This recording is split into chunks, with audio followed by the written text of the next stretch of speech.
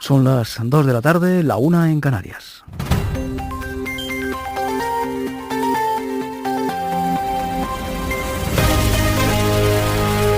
En la cadena SER, hora 14, José Antonio Marcos.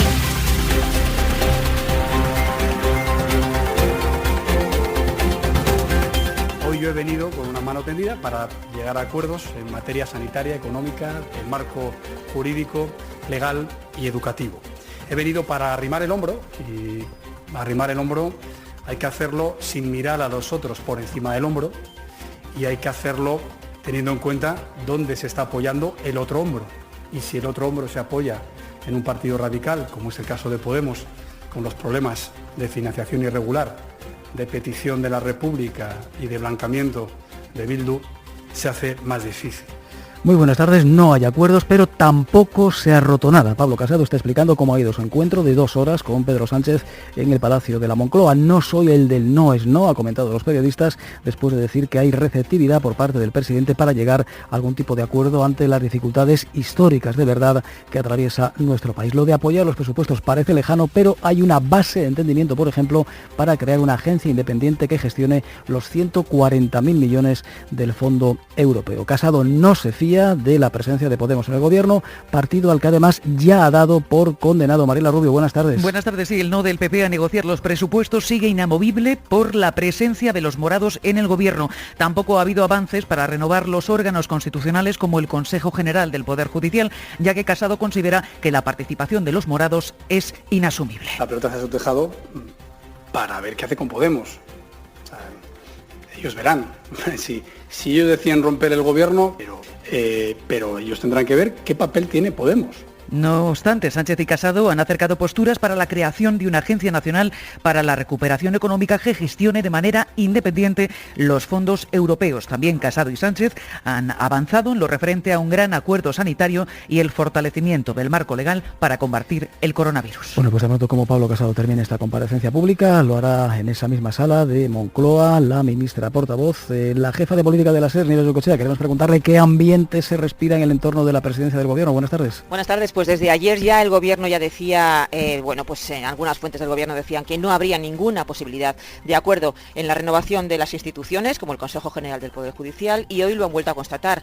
No ha habido, por tanto, ninguna sorpresa entre los asesores del entorno de Sánchez, que ahora están siguiendo esta rueda de prensa de Pablo Casado, cada uno en sus despachos. Además, le acusan de bloquear las instituciones a Pablo Casado y de enviar un mensaje equívoco a los ciudadanos. Cuando acabe esta rueda de prensa del líder de la oposición, saldrá la ministra portavoz María Jesús Montero. Pues a partir de las 2:30 abundaremos en todo lo que está pasando, que en buena medida va a repercutir en la vida de cada uno de nosotros, porque la pandemia sigue su avance y el gobierno gallego acaba de anunciar restricciones en Santiago de Compostela y Ourense. Ricardo Rodríguez. La Xunta quiere romper las cadenas de contagio detectadas en Santiago, Ourense, Santa Comba, Carballo y Bergantiños. Se limitan las reuniones a un máximo de 10 personas, se reducen aforos en bares y restaurantes y se decretan restricciones en bodas y entierros. Preocupan también los gimnasios.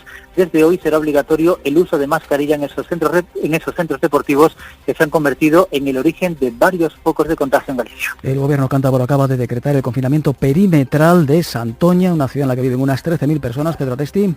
Así es, la Consejería de Sanidad ha decretado el confinamiento del municipio cántabro de Santoña ante la elevada incidencia de la COVID. En una semana ha pasado a una tasa de incidencia de 650 casos positivos por 100.000 habitantes, cuando la media en Cantabria está en torno a los 160 casos positivos. En la práctica se llega a un nivel de confinamiento similar al de la fase 1, con recomendaciones a la población de que no salga de sus casas y con el cierre de toda la hostelería. Esta redacción ha conocido además que crece la presión en los hospitales de referencia de algunos barrios y localidades más poblados de Madrid. Estamos hablando de Parla, de Vallecas o San Sebastián de los Reyes. Teresa Rubio. El Infanta Leonor de Vallecas tiene una ocupación del 38%. Hablamos solo de pacientes COVID. El Infanta Sofía en San Sebastián de los Reyes un 35%. Y en Parla el Infanta Cristina supera el 40% de camas ocupadas. De los grandes, Gregorio Marañón, 12 de octubre, Fundación Jiménez Díaz y La Princesa superan ya el 20% de camas ocupadas. En total, José Antonio, en Madrid hay ingresadas en estos momentos 2.030 personas, casi el 11% en camas de críticos. Hora 14.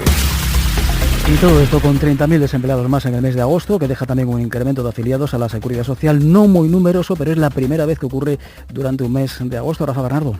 El impacto de la pandemia ha alterado el comportamiento estacional de los datos, que suelen traer destrucción de empleo en agosto y que esta vez han traído una subida de 6.822 afiliados, mientras que el paro ha aumentado en 29.780 personas, que es la menor subida para un agosto en 4 años. Con todo, todavía se está a más de 450.000 empleos de los niveles prepandemia y el paro registrado se sitúa tras las cifras conocidas hoy en 3.800.000, niveles como los de 2016. Y quizá de lo que más les va a impactar a muchos de ustedes es saber que la justicia, en Galicia en este caso, ha determinado que el Pazo de Meirás no pertenece a los Franco, que es propiedad del Estado. Consuelo Bautista. La juez pide la devolución del Pazo de Meirás al patrimonio público porque los documentos demuestran que la llamada Junta Propazo regaló el inmueble al jefe del Estado y no a Francisco Franco a título particular. Subraya el consenso social logrado para hacer la reclamación de devolución de un edificio símbolo de la dictadura y rechaza indemnizar a los herederos del dictador. Dice que la familia Franco se hizo con Meirás de mala fe. Y lo más sorprendente, se confirma la existencia del mayor agujero negro descubierto hasta la fecha. Eso sí, está muy lejos, Javier Gregori. Se ha detectado la onda gravitacional más fuerte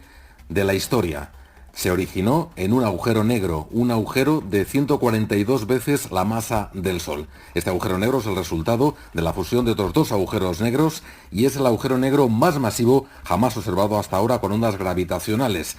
Es una señal histórica que ha sido detectada por los detectores de ondas gravitacionales LIGO, situado en Estados Unidos, y Virgo, y puede pasar a la historia porque es la más distante y por lo tanto la más antigua jamás detectada por el ser humano. Pues son ya las 2:06.